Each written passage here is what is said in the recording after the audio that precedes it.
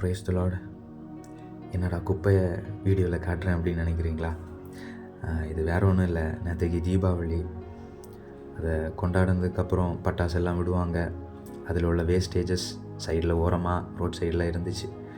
அப்படியே நடந்து வந்துட்டு இருக்கிற டைமில் நான் அந்த ஓரமாக வந்துகிட்டு இருந்தேன். அப்போ எல்லா இடத்துலையும் நியூஸ் பேப்பர்ஸ் மாதிரியெல்லாம் அப்படி பிக்சர்லாம் போட்டிருந்தாங்க.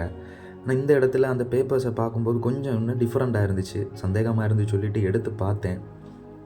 மனசே கஷ்டமாயிடுச்சுங்க. பாருங்கள், நம்ம பைபிளில் உள்ள பேப்பர்ஸ் அதில் கிடந்துச்சு. எனக்கு அதிர்ச்சி ஆயிடுச்சு.